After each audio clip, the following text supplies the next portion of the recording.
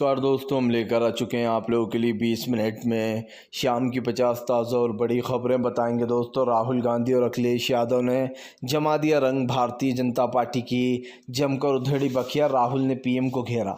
आखिरकार क्यों? अखिलेश यादव ने कहा कि फिलहाल प्रधानमंत्री नरेंद्र मोदी हर चरण में बीजेपी का ग्राफ गिरता चला जा रहा है, झोला तैयार है। कैसे दोस्तों? प्रधानमंत्री नरेंद्र मोदी के खिलाफ जो है यहाँ पर ज़बरदस्त तरीके से भड़की ममता बनर्जी ने बंगाल में कर दी बड़ी भविष्यवाणी। और क्यों आखिरकार दोस्तों? असदुद्दीन ओवैसी ने उठाया फिर से एक बार बीजेपी के धर्म वाला मुद्दा। तमाम मुद्दों पर होगी बात, लेकिन उससे पहले अगर आपने अब तक हमारे चैनल को सब्सक्राइब नहीं किया है, जल्दी से कर लीजिए। पास में घंटे आएगी, इसको भी दबाइए ताकि हर वीडियो की अपडेट आपको मिल पाए। दरअसल दोस्तों, आपको बताते चले, बीजेपी के ऊपर जमकर भड़कते हुए नजर आए राहुल गांधी। कहा प्रधानमंत्री नरेंद्र मोदी देश को कितना ही बरगला लें, ये मीडिया कितना ही देश को हमारे बारे में बुरा बोल दे, लेकिन सच्चाई यही है कि ये सरकार जाने वाली है। ये मीडिया हमारी नहीं बल्कि गोदी मीडिया, खास करके मोदी मीडिया और अडानी मीडिया है। दरअसल दोस्तों, राहुल गांधी ने एक बार फिर से मीडिया को भी घेर लिया। राहुल गांधी ने मीडिया पर भड़ास निकालते हुए कहा कि जब प्रधानमंत्री कोरोना के वक्त ताली और थाली बजाते हैं तो मीडिया कहती है वाह, देखो मोदी जी ने कितना अच्छा काम किया। लोग मर रहे थे दोस्तों, लेकिन मोदी जी ताली और थालियों में लोगों को उलझाकर रख रहे थे और ये मीडिया बंदर और जमूरे की तरह खेल कर रही थी। अखिलेश ने कहा कि ये मीडिया हमारी नहीं है, हम मित्र तो कह रहे हैं लेकिन मीडिया मोदी और अडानी की है, इन लोगों के बारे में ही दिन भर चलता रहता है। राहुल गांधी ने कहा कि खास करके झारखंड को बेवकूफ़ बनाया गया। स्मार्ट सिटी के नाम पर छतरियां लटका दी गई कि हम 100 देशों को स्मार्ट सिटी बनाएंगे दोस्तों, 100 शहरों को। अब आप समझ सकते हैं दोस्तों, 100 शहर आज तक स्मार्ट सिटी तो बने नहीं, लेकिन दोस्तों को छतरियाँ लटकाने से राहुल ने कहा अगर स्मार्ट सिटी बन जाती है तो इंडिया गठबंधन हर जगह छतरियाँ लटका देगा। आपको बताते चले दोस्तों, फिलहाल भारतीय जनता पार्टी के ऊपर जमकर भड़के अखिलेश यादव। कहा फिलहाल 10 सालों का लेखा जोखा तक नहीं है बीजेपी के पास कि उसने किसके लिए क्या किया। अखिलेश यादव ने कहा कि इस सरकार से जनता ऊब चुकी है, हर चरण में बीजेपी का ग्राफ नीचे ही गिरता चला जा रहा है। अखिलेश ने कहा कि फिलहाल जितने भी अभी तक 4 चरणों के चुनाव हुए हैं, उन तमाम चरणों में दोस्तों बीजेपी की हालत बद से बदतर होती चली जा रही है। और ये बात आप लिख के ले लीजिए कि नरेंद्र मोदी को इसकी आहट तभी लग गई थी जब दूसरे चरण में बीजेपी का सूपड़ा साफ हो गया था। पहले चरण में बीजेपी ने कुछ नहीं किया, वो अपने काम गिनवाती रही। बीजेपी ने अब की बार नरेंद्र मोदी ने सोचा था वो अपनी छवि, हिंदुत्व वाली जो छवि है उसको सुधारेंगे, लेकिन हो गया कुछ उल्टा। इधर प्रधानमंत्री जो है दोस्तों वो अपनी छवि सुधारने में लगे थे, उधर पहले ही चरण में जनता ने वोट नहीं दिए और उसके बाद प्रधानमंत्री ने मुद्दा उठा लिया कि मैं तो वापस हिंदू मुसलमान करूंगा भैया, उसी से वोट मिलेंगे। फिर प्रधानमंत्री ने बयान दिया कि जिनके ज़्यादा बच्चे हैं और जो घुसपैठी हैं उनको आपके मंगलसूत्र छीन कर दे दिए जाएंगे, 2 घर हैं तो 1 घर उन्हें दे दिया जाएगा, 2 गाड़ी हैं तो 1 गाड़ी दे दी जाएगी। तो इस तरीके का झूठ फैलाया गया नरेंद्र मोदी द्वारा हिंदुत्व पर।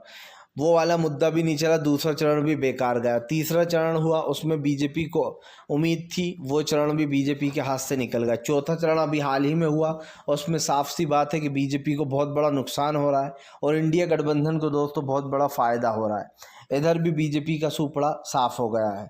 सबसे बड़ी बात ये दोस्तों, जो लोग 400 का नारा देकर आए थे, आपको इनसे पूछे कि दूसरे चरण के बाद से ही बीजेपी ने वो नारा गायब क्यों कर दिया? क्यों नरेंद्र मोदी, अमित शाह या फिर योगी आदित्यनाथ, ये तमाम लोग क्यों नहीं कह रहे हैं कि हम 400 पार करेंगे? क्योंकि इनको खुद को भी पता चल गया कि 400 पार तो बहुत दूर की बात है, इस बार तो बहुमत भी साबित नहीं कर पाएगा पूरा एनडीए मिलकर। दोस्तों लिख के ले लीजिए, इस बार इंडिया गठबंधन की सरकार बनने वाली है और भारतीय जनता पार्टी जाने वाली है। आपको बता दें चले दोस्तों, फिलहाल अरविंद केजरीवाल ने जमा दिया रंग। कुरुक्षेत्र में गरजे अरविंद केजरीवाल। कहा यहाँ से मेरा पुराना रिश्ता है, मेरा छोटा भाई भगवत मान की पत्नी यहीं से है। यही नहीं, उन्होंने कहा कि फ़िलहाल भगवत मान मेरा भाई है तो इस हिसाब से मैं भी यहाँ का रिश्तेदार हुआ। यही नहीं, अरविंद केजरीवाल ने कहा कि फ़िलहाल एक भी बटन मत दबाना भाजपा का, एक वोट भी भाजपा को ना चला जाए, इतनी उम्मीद तो मैं आपसे कर ही सकता हूँ। उन्होंने कहा जिन लोगों ने मुझे जेल भेजा, 21 तारीख के दिन चुनाव की घोषणा होती है, 24 तारीख के दिन मुझे जेल में डाल दिया जाता है क्यों? ताकि मैं चुनाव प्रचार ना कर सकूँ। और ये तो खैर सबको ही पता था दोस्तों कि केजरीवाल को चुनाव प्रचार से रोकने के लिए ये सब कुछ किया गया है। और था दूसरी तरफ आपको बताते चले, अरविंद केजरीवाल की जेल से बाहर आते से ही प्रधानमंत्री नरेंद्र मोदी को केजरीवाल ने जमकर लपेटा। केजरीवाल ने कहा कि मेरी क्या खता थी, सिर्फ इतनी ही कि मैंने जो है स्कूल्स बनाए और जो है यहाँ पर एम्स बनाए दोस्तों, बच्चों के लिए अच्छे पढ़ाई लिखाई की, जगह जगह मोहल्ला क्लिनिक खोल दिया। देखिए दोस्तों, अगर कोई काम अच्छा करता है तो उसकी तारीफ़ करना चाहिए। और अरविंद केजरीवाल का काम देखा है, मैं दिल्ली गया हूँ दोस्तों, बहुत अच्छा काम करा है। ख़ास करके स्कूलों की पढ़ाई है जो, और अभी जो मोहल्ला क्लिनिक खुले उससे भी लोगों को बहुत सुविधा होती है। अगर कोई काम करता है तो बीजेपी को दोस्तों इस बात का बुरा लग जाता है कि ये काम कर रहा है, जनता इसे वोट दे देगी और हम तो कुछ काम नहीं कर रहा है। तो बीजेपी चाहती है कि सब लोग, सारी पार्टियाँ उसकी तरह निकम्मी हो जाएं, कुछ ना करे, ताकि दोस्तों बीजेपी के लिए कोई कंपटीशन होए ना। अब जाहिर सी बात है, अगर अरविंद केजरीवाल अच्छे काम कर रहे हैं तो लोग उनको वोट तो देंगे ही भाई। लेकिन बीजेपी को इसी बात का, यही बात चुभ जाती है कि भैया अरविंद केजरीवाल काम क्यों करा रहा है, जबकि दोस्तों सरकार तो आराम करने के लिए जानी जाती है, यह आप भी जानते हैं। और इसीलिए कहीं ना कहीं बीजेपी की सरकार जमकर घिर चुकी है। आपको बताते चले दोस्तों, फिलहाल प्रधानमंत्री नरेंद्र मोदी के ऊपर भड़क गए जो यहाँ पर संजय रावत बोले कितनी सीटें आएंगी, किसको कितनी आएंगी ये मैं नहीं जानता हूँ। प्रधानमंत्री हारने वाले हैं या जीतने वाले हैं ये भी मैं नहीं जानता हूँ कि जनता उनके लिए क्या फ़ैसला लेगी। लेकिन एक चीज़ मुझे पता है कि फ़िलहाल बीजेपी जो है वो इस बार सत्ता से बाहर जा रही है। नरेंद्र मोदी इस देश के प्रधानमंत्री अब नहीं बन पाएंगे। संजय रावत ने दावा किया है कि फ़िलहाल इंडिया गठबंधन की सरकार बनने जा रही है और बीजेपी बहुमत से बहुत पीछे रहने वाली है। उन्होंने कहा कि फ़िलहाल एग्जैक्ट तो मैं भी नहीं बता सकता हूँ, लेकिन ये बात साफ़ हो चुकी है कि इंडिया गठबंधन की जीत का रास्ता साफ़ है, यानी कि इंडिया गठबंधन अपनी सरकार बना रहा है और बीजेपी दोस्तों सत्ता से बाहर जा रही है। जो लोग नरेंद्र मोदी की दलाली करते हैं या फिर दोस्तों जो लोग डर के मारे चले जाते हैं बीजेपी में, उन्होंने, जिन लोगों ने अभी हाल ही में पलटी मारी है, उन्होंने एक भी बार नहीं सोचा दोस्तों कि जब सत्ता पलटेगी तब क्या होगा। क्योंकि जाहिर सी बात है ये चुनाव सत्ता पलटने का ही हो रहा है। देखा जाए तो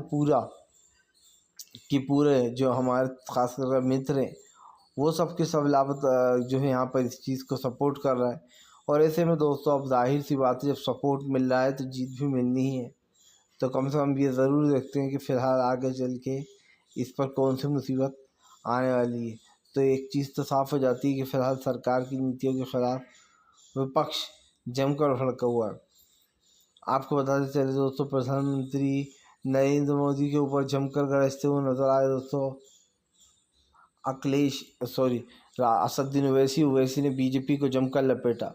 दरअसल आपको बताते चलें, असदुद्दीन ओवैसी ने बीजेपी को लपेट लिया। ओवैसी का कहना है कि भारतीय जनता पार्टी ने सिर्फ जहर फैलाकर लोगों से वोट मांगने का काम किया है। ओवैसी ने कहा कि बीजेपी माधवी लता जैसे लोगों को खुली छूट देती है कि वो देश में धर्म के नाम पर नफरत फैलाएं। यही नहीं, असदुद्दीन ओवैसी ने कहा कि इस देश का प्रधानमंत्री खुद लोगों से कह रहा था कि फ़िलहाल अगर कांग्रेस की सरकार आ गई तो आपके 2 मंगलसूत्र छीन कर उनको दे दिया जाएगा, ज़्यादा बच्चे वालों को या फिर घुसपैठियों को। अब जाहिर सी बात है, ज़्यादा बच्चे का जो ताना था वो पीएम मुस्लिमों को मार रहे थे, जबकि दोस्तों मुस्लिमों के ज़्यादा बच्चे नहीं होते, सबके ही होते, हर समाज में होते हैं। लेकिन यहाँ पर प्रधानमंत्री की बयानबाजी साफ दिखाई दे रही थी। और अच्छा झूठ ये फैलाया जा रहा था कि फ़िलहाल अगर आपकी 2 गाड़ियाँ हैं तो कांग्रेस उठाकर 1 गाड़ी उनको दे देगी घुसपैठी और ज़्यादा बच्चे वालों को, 2 घर हैं तो 1 घर उनमें दे देगी। जबकि दोस्तों वो जब ये चीज़ सामने निकल कर आई तो उसमें साफ लिखा था कि ऐसा कोई भी उस घोषणा पत्र में जिक्र नहीं है। ये प्रधानमंत्री का दिमागी फितूर था जो लोगों को बताते फिर रहे थे, जबकि ऐसा मैनिफेस्टो में कुछ था ही नहीं, झूठ था, जाहिर सी बात है। अब आप समझिए, इस देश का प्रधानमंत्री लगभग 75 साल 70 साल का होने वाला है, 75 साल का। अगर इस देश का प्रधानमंत्री इतना झूठ बोल सकता है इस उम्र में दोस्तों, तो आप समझिए यहाँ तक का सफ़र तय करने में कितने बड़े बड़े झूठ नरेंद्र मोदी ने बोले होंगे। एक झूठ ये भी बोला गया था आपसे कि हम जो है 100 स्मार्ट सिटीज़ बनाएंगे, लेकिन यहाँ पर 100 स्मार्ट सिटीज़ तो छोड़िए, एक स्मार्ट सिटी भी दिखाई नहीं देती है। ऊपर से लोगों को कहा जाता है कि हम गुजरात मॉडल बनाएंगे। भैया गुजरात मॉडल की तो धज्जियाँ उड़ी हुई हैं। आप समझिए दोस्तों, एक तरफ गुजरात मॉडल की बात करते हैं, दूसरी तरफ भारतीय जनता पार्टी की जो असलियत है वो सबके सामने आ चुकी है। और मैंने पहले भी कहा है, फिर कहूँगा दोस्तों, देश में आज जो हालत है, जिस तरीके की चीज़ें हो रही हैं, उसको लेकर कहीं ना कहीं प्रधानमंत्री की जो असलियत है वो सामने आ चुकी है, अभी भी आई है और बाद में भी आएगी। लेकिन ये सरकार की नीतियाँ पूरी तरीके से फेल हो चुकी हैं। आपको बताते चले दोस्तों, फिलहाल एक बार फिर से प्रधानमंत्री नरेंद्र मोदी के ऊपर भड़क गई ममता बनर्जी ने बीजेपी को जमकर लपेटा। दरअसल आपको बताते चले, ममता बनर्जी ने बीजेपी के ऊपर हमला बोलते हुए कहा कि फिलहाल हमारा पूरा समर्थन इंडिया गठबंधन को ही है।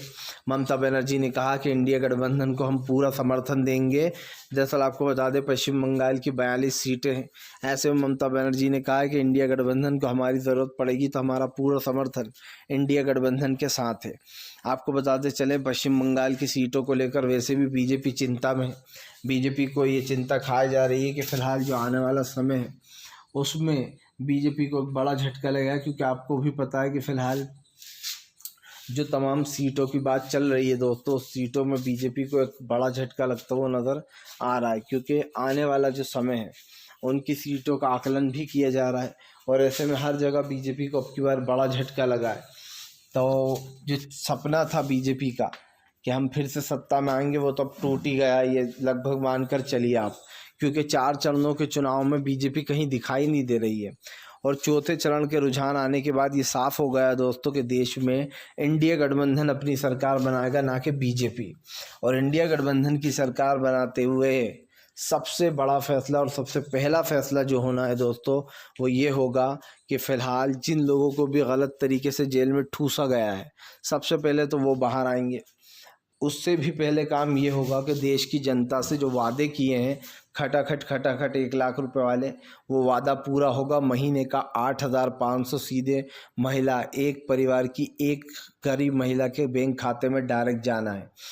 मतलब कि साफ है दोस्तों, क्रांतिकारी मैनिफेस्टो जो बनाया गया है, ऐसा पहली बार हम देख रहे हैं कि इसमें दलित होंगे, पिछड़े होंगे, आदिवासी होंगे, अल्पसंख्यक होंगे, इन सब लोगों को, गरीब परिवारों को महीने का 8,500 सीधे बैंक अकाउंट में मिलने वाला है।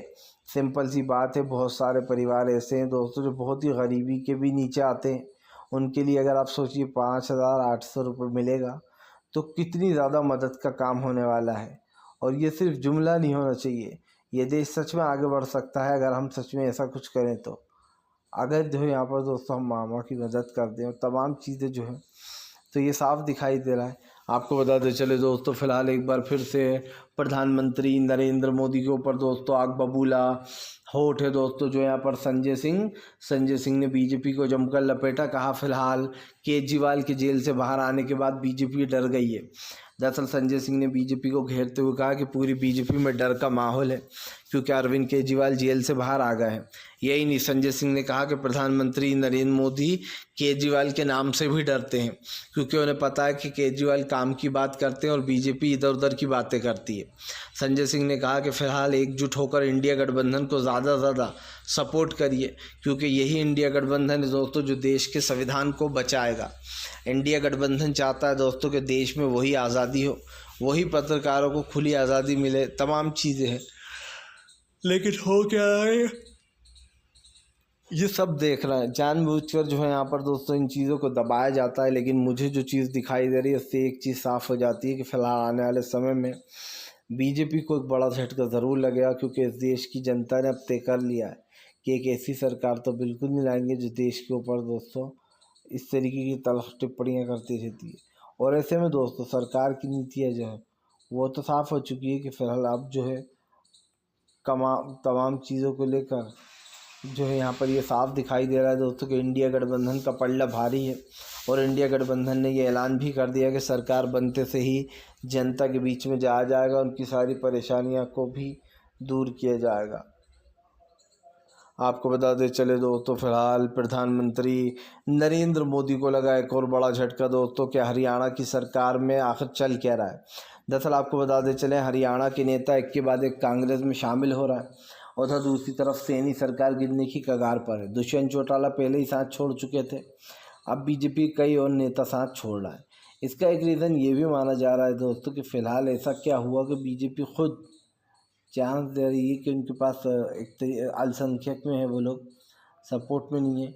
लेकिन दोस्तों उनको एक सपोर्ट जो चाहिए उस चीज़ का ये बात की जा रही है। लेकिन हमने आपको पहले भी बताया था कि फ़िलहाल इन तमाम चीज़ों के बीच में एक चीज़ बार बार उठ रही है कि फ़िलहाल प्रधानमंत्री ने जो वादे किए थे 2014 से 2019 के बीच में, सबसे बड़ा वादा था 2 करोड़ नौकरियां। आज अगर हम देखें तो देश में सबसे बड़ा मुद्दा बेरोज़गारी है।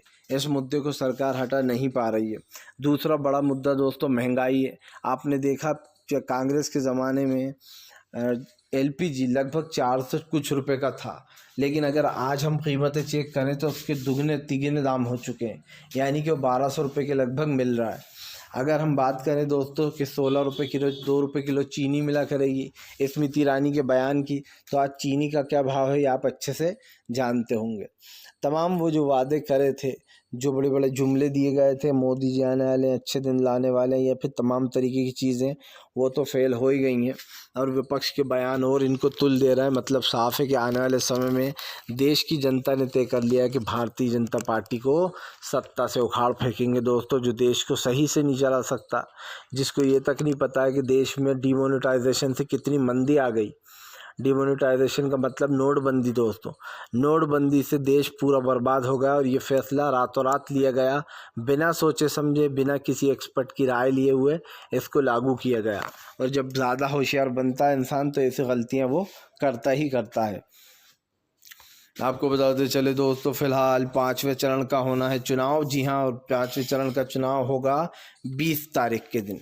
दरअसल आपको बताते चले 5वें चरण की तैयारी में जुट गए हैं अखिलेश राहुल। 5वें चरण का चुनाव जो है यहाँ पर दोस्तों 20 मई को होना है। 20 मई को 5वें चरण का चुनाव होगा। 25 मई को जो है वो 6वें चरण का चुनाव होगा। और उसके बाद जो है यहाँ पर दोस्तों 1 जून को 7वें चरण का होना है। 4 जून को फैसला आ जाएगा और हमें पता चल जाएगा कि सरकार बदल चुकी है। अब की बार हमने देखा कि जो भी बदलाव हुए हैं या फिर विपक्ष ने जो अपने आप को इतना मजबूत किया है दोस्तों, वो एक अपने आप में ही काबिल तारीफ़ है। क्योंकि मैं देख रहा हूँ जितने भी भाषण हैं, चाहे वो अखिलेश यादव के हों या राहुल गांधी के, इनमें एक चीज़ कॉमन दिखाई दे रही है, वो ये कि ये लोग काम की बातें कर रहे हैं दोस्तों। क्या जनता को चाहिए, किस चीज़ पर चुनाव हो रहा है, अब की बार मुद्दों की बात हो रही है।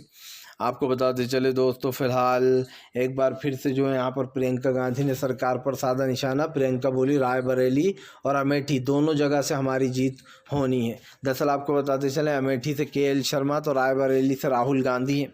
प्रियंका गांधी ने कहा कि फ़िलहाल सीधा सीधा हमारा बहुत पुराना रिश्ता है यहाँ से और हम ये चुनाव जीत रहे हैं। यही नहीं, प्रियंका गांधी ने दावा किया है कि अमेठी के लोगों को परेशान कर रखा है बीजेपी ने, और जितने भी लोग हैं ज़्यादातर बीजेपी के ख़िलाफ़ ही वोट देना चाहते हैं। प्रियंका गांधी ने कहा कि प्रधानमंत्री कभी भी काम की बात नहीं करते। 10 सालों में इधर उधर की बातें की गई हैं, और अगर इधर उधर की बातें करनी है तो फिर दोस्तों जाहिर सी बात है जनता के ख़िलाफ़ की जा रही हैं। तो प्रियंका गांधी ने कहीं ना कहीं सरकार को घेरा है। प्रियंका गांधी ने यह भी कहा है कि फ़िलहाल अमेठी और रायबरेली में उनकी जीत होने जा रही है। अब प्रियंका गांधी कितनी सही है कितनी गलत ये तो जनता तय करेगी, लेकिन एक चीज़ साफ है कि प्रियंका गांधी प्रधानमंत्री नरेंद्र मोदी के ऊपर हमलावर ज़रूर हो गई हैं। और प्रियंका गांधी ने रायबरेली और अमेठी की सीट पर अपना विश्लेषण भी दे दिया है कि फ़िलहाल वहाँ पर जनता की जीत होगी, यानी कि कांग्रेस की। आपको बताते चले दोस्तों, फिलहाल प्रधानमंत्री नरेंद्र मोदी घिरे झारखंड के सीएम सोरेन के चक्कर में। दरअसल आपको बताते चले आरोप लगते हैं कि ईडी सीबीआई सिर्फ विपक्ष के नेताओं को ही गिरफ्तार करती है, और देखा जाए तो ये बात गलत भी नहीं है, क्योंकि अब तक जितनी भी गिरफ्तारियां हुई हैं उसमें सिर्फ विपक्ष के नेता ही हमें दिखाई दिए हैं। इसको लेकर अब बीजेपी को घेर लिया गया विपक्ष की तरफ से। विपक्ष ने साफ कहा है कि जैसे ही सरकार बन जाएगी, ख़ास करके आपको बताते चले मल्लिकार्जुन खड़गे ने कहा कि सरकार बनते से ही तमाम झूठे जो मुकदमे उन सबको ख़त्म करवाया जाएगा। सरकार चेक करेगी कि आखिरकार किन बेसिस पर इनके ऊपर ये चीज़ें चल रही हैं। इसी को लेकर जो ये सारा बयानबाजी सामने आई है, जहाँ पर एक चीज़ तो साफ़ हो जाती है कि अब विपक्ष जो है वो पूरी तरीके से जोश में दिखाई दे रहा है और उसने मुद्दों की बातें करना शुरू की है, जिससे बीजेपी के लिए टेंशन बढ़ गई है। फिलहाल वीडियो अच्छा लगे तो कृपया इसको लाइक करें, चैनल पर पहली बार आए अभी सब्सक्राइब करें।